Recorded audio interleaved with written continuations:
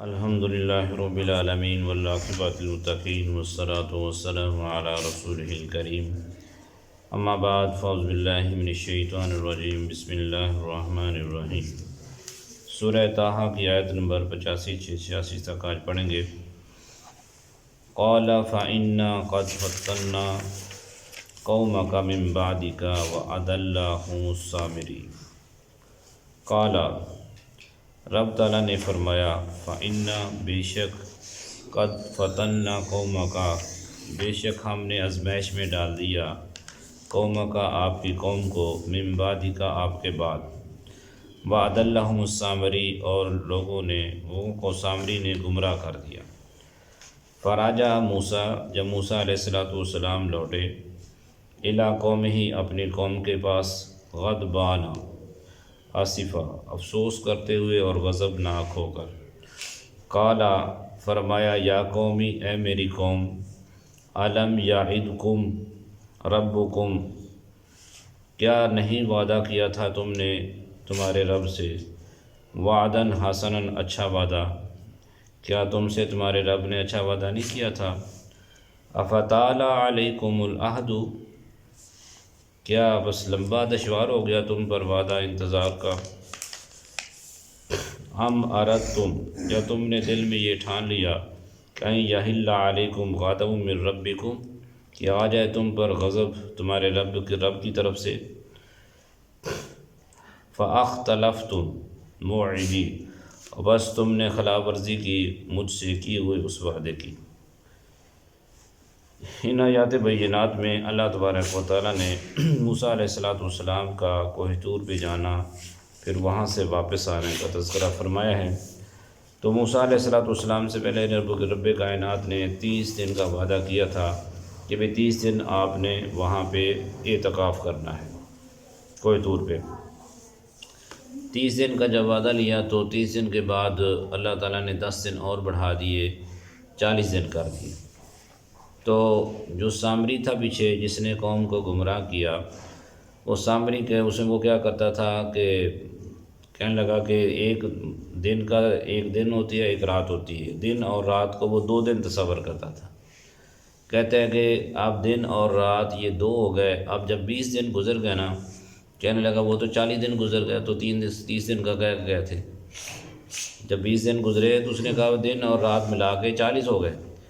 تو لگتا ہے کہ موسیٰ علیہ السلام جو ہیں وہ اور ان کا رب جو ہے وہ موسیٰ علیہ السلام فوت ہو گئے ہیں، اور لگتا ہے کہ موسیٰ علیہ السلام نے واپس نہیں آنا ہے، کہ اس لیے ناراض ہوئے کہ جو تم جو ہے ان کا قبطیوں کا سونا لے کر آئے ہو اور فراڈ کر کے بے ایمانی کر کے لے کر آئے ہو، اس وجہ سے موسیٰ علیہ السلام ناراض ہو گئے ہیں اور وہ تمہارے پاس واپس نہیں ہیں۔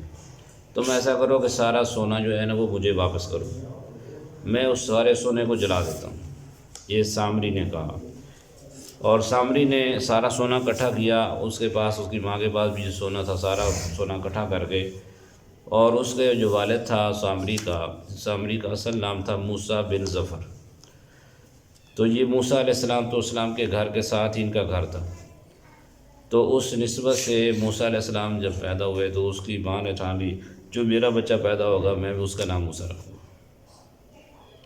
اور اس کا جو باپ تھا وہ زرگر کا کام کرتا تھا، سونے کا۔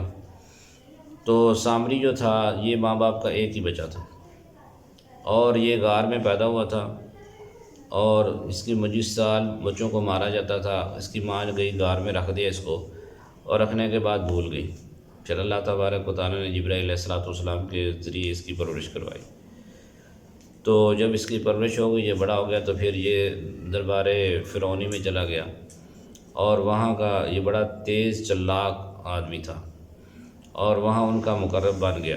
مقرب بننے کے بعد جو ہے وہاں انہوں نے اس کی ڈیوٹی لگا دی جادو سیکھنے پر۔ جادو سیکھ کر جو ہے جادو کرتا تھا یہ۔ تو پھر جس وقت جادوگروں کو سزا ملی نا، اس وقت یہ نس گیا، بھاگ گیا، یہ اس وقت بھاگ گیا۔ اور یہ تھا 2 اور ایک ساتھ جادوگر اور تھے، وہ بھی بھاگ گئے، 3 جادوگر وہاں سے بھاگ گئے۔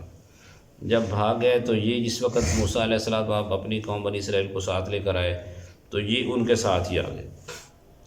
تو اس نے کیا کہ وہ سارا سونا لیا، اکٹھا کیا سب سے، کرنے کے بعد کسی بھی موسیٰ علیہ السلام ناراض اس لیے نہیں آ رہے واپس، تو لہٰذا جو ہے یہ سونا مجھے دو، ہم اس کو جلا دیتے ہیں۔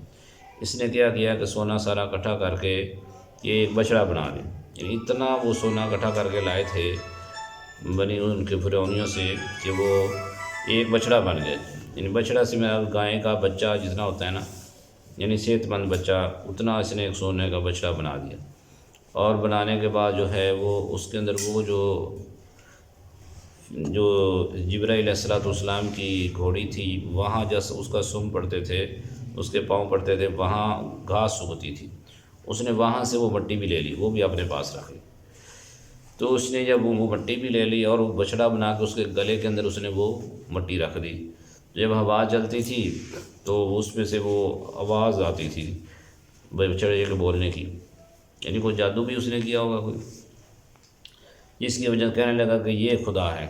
یہ راستے میں بنی اسرائیل جس وقت یہ آ رہے تھے تو ایک قوم کو دیکھا کہ جو بچڑے کی پوجا کرتے تھے۔ ایک روایت میں یہ بھی آتا ہے کہ اس کے جو بڑے تھے وہ بچڑوں کی پوجا کیا کرتے تھے، تو اس کے ذہن میں وہ بات تھی، تو اس نے اس وقت لوگوں کو، پوری قوم کو جو ہے بچڑے کی پوجا پر لگا دی۔ جب موسیٰ علیہ السلام واپس آئے تو بڑے غضبناک ہوئے کہ بھئی تم نے کیا کیا کہ میں تمہیں جو ایک اللہ تبارک و تعالیٰ کی عبادت کی طرف بلایا ہے، ایک اللہ کی طرف تمہیں بلایا، تم جو یہ کیا کام شروع کر دیا۔ موسیٰ علیہ السلام کو بہت غصہ آیا۔ جب غصہ آیا تو انہوں نے اپنے بھائی کی داڑھی بھی پکڑی، ان کو بھی کھینچا، اور انہوں نے کہا جی بھائی جان میں نے نہیں ایسا ان کو کہا، میں اس طرف نہیں لگایا، یہ سامری نے سارا کیا ہے، کیونکہ اللہ تعالیٰ نے اضلهم السامری کہ سامری نے ان کو گمراہ کیا۔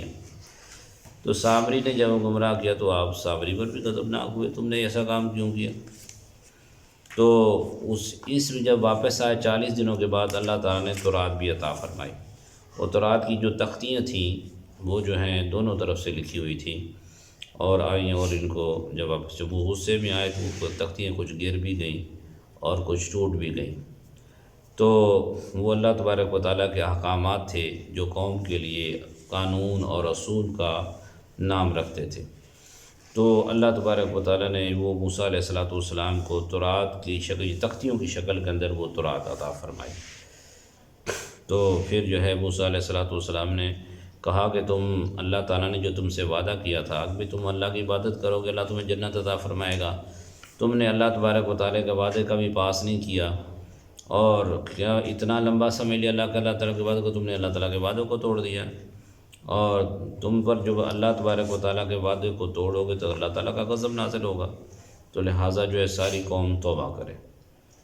تو توبہ بھی ان کی قبول کیسے ہوگی کہ سارے جو ہے جنہوں نے بچڑے کی پوجا کی ہے وہ اپنے گھروں کے سامنے بیٹھ کے گردن جھکا کے بیٹھیں، اور ان پر جو ہے دوسرے وہ لوگ جنہوں نے پوجا نہیں کی ان کے ہاتھوں میں تلوار دیں گے اور وہ ان کا سر قتل کریں گے، یعنی سر دے کر توبہ کریں، یعنی اس طریقے سے ان کی توبہ اللہ تبارک و تعالیٰ نے حضور نبی صلی اللہ علیہ وسلم کی امت پر قربان جائیے کہ اگر وہ دل میں استغفار کر لیں تو اللہ تعالیٰ توبہ قبول فرمائے، زبان سے کہہ دیں کہ یا اللہ ہم توبہ کرتے ہیں تو اللہ تعالیٰ معاف فرما دیں۔